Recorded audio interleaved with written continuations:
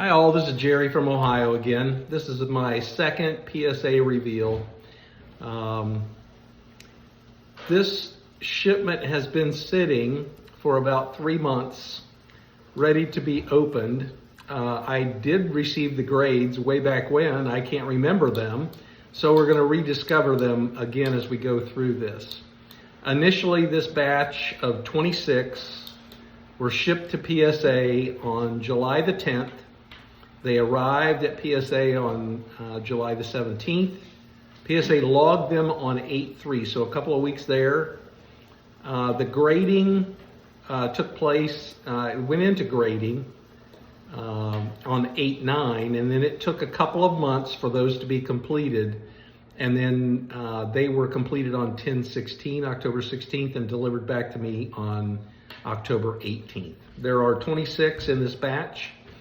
Most are baseball, 24 baseball, a few rookies. They'll date from 1952 to 1976. And then there are a couple of basketball rookies, one Julius Erving rookie, lower grade, and a Lou Alcindor rookie as well. So let's get started. All right, so here's my box. I'm gonna go ahead and unpackage these, get them in order of my estimated grades here, going year by year, and then we'll rediscover for me and discover for you what the grades were. Okay, let's go ahead and get started. So we're going to go newest to oldest, and then the two basketball at the very end. So unfortunately, I've got an ungraded card here, and it happens to be a 1976 Hank Aaron, number 550. So this is his last year on a regular baseball card issue. This one is a mini sizer. So what that means is it's not trimmed. They're saying it's undersized for the dimensions that they have to meet their range. Now, I don't know if you all have had this same situation, probably, but this card or any of these mini sizers, I have resent in many times and they will grade them. So I think it depends on the grader at PSA and how they kind of look at that. So I'm just going to put that as a not applicable, unfortunately. The rest of these look like they've all been graded. So let's get started. This will be a 1973 Mike Schmidt rookie. These are ones that I collect a lot. He's from Dayton, Ohio, which is fairly close to where I live, and he went to Fairmont High School. This is his rookie, and let's take a look at the front. This card, I estimated it to be a 4. I've got a lot of these in 4s, 5s, and 6s. You can see the ding on the bottom right corner. And so let's take a look and see what we got. We got a 4. So I matched on that one. In my initial submission reveal with you all, I did much better than I had thought. PSA actually graded them much higher than I'm pretty strict on the way I look at these, and you know as well as I do, it depends on the grader at PSA that you get. So I'll take that right off the bat. So we're even so far.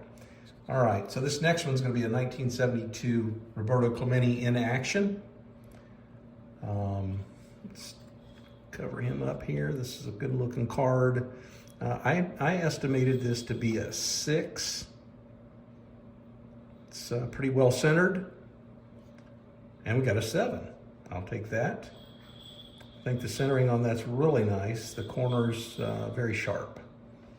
So good grade there. All right, let's go to the 1972 Pete Rose. That's a tough card. Rose was very popular in this date range with the big red machine, and I'm sure most of his cards got a little heavier use played with than other cards. Good looking card here. I estimated this to be a 5. It's got really bright color in the red, a little bit darker in the blue than some of those cards would be. I estimated a 5, I get a 6.5, so they graded higher than what I had estimated originally. All right, 6.5. That's a bad 5. Okay. Third card here is going to be a 1970 Brooks Robinson, sorry. The human vacuum cleaner, as the Cincinnati Reds would find out in that World Series, the 1970 World Series, in fact. I estimated this one to be a 7, and it's well centered. Looks like the corners are very nice. That's a good picture of him. And we got a 7. So even up on Mr. Brooks Robinson. All right, Sam McDowell. This is a tough card. These all-star cards, or head poppers, they are also known as, are very difficult, especially for the centering. Not sure if they had those on a separate sheet, but they're very difficult. And this is one of the harder ones to get in a higher grade. All right, this one I thought was fairly centered. It's a little bit off top to bottom, but the corners are nice. It's got a little bit of touch on the top left corner. Let's see what we got. All right, we got a 6. So I estimated a 7, we got a 6, and they are tough on those. That's in a 7, that's a pretty valuable card. All right, we got a couple of Willie Mays here. Oops, I did a little extra reveal there. This is off center on the back. Now, I don't think they take as much into consideration on dinging those on the back centering as they do the front. The front here, it's got the white line at the top, which was kind of a cut line, I believe is what they used that for. But the corners here are sharp, got a little bit of touch on that bottom right corner. I estimated this to be a 4, and we got a 4. Good looking card there. That's a tough card to find, especially in higher grade condition. So we'll take the 4 on that one. And then I've got another Willie Mays that I estimated to be a 5. Now you can see the centering on the back of this looks fairly similar to the other. It does have white border on the top of that. And let's take a look at the front. Still the white line at the top. Corners on this thing are really pretty nice. So you got a little bit of a touch on that top right. Let's see what we got here. Got a 6. So better than what I expected on the 1970 Willie Mays. Take the 6 there. Next, we got a 1970 Nolan Ryan. This is a high number in 1970. Difficult card to get in higher grade condition. I estimated this would be a 6. Let me get this centered here a little bit. Yeah, that's a fairly well-centered card. Now, it's bottom to top off-center, and I took that into consideration on estimating it to be a 6, but the corners are pretty nice on this thing, and we got a 6. So we're right in line with what PSA is thinking on those. And let's take a look at I'll start a few 1969s. This is a 1969 Bob or Roberto Clemente, number 50. And this is a pretty well-centered card. It's off top to bottom. I estimated this to be a 4, and I know they're tough on stars especially. The corners are pretty nice. Bottom right has a little touch. We got a 5. So I'll take that over the 4 I was estimating.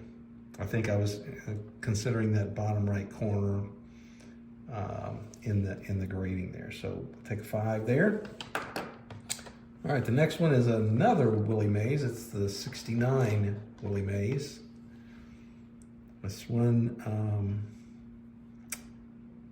is centered decently on the back. It's off left to right.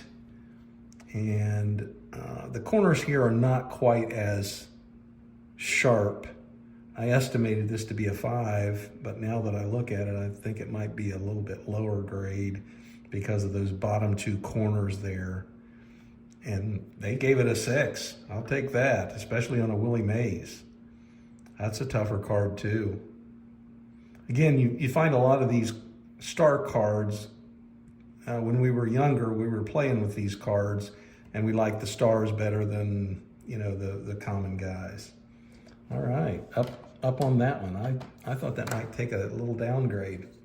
All right, so this 1969 Tom Seaver number 480. This is his 3rd year card. And this one is pretty well centered. It's off a little right to left. The corners are really nice on this. I don't see a lot of ding. The bottom left has a little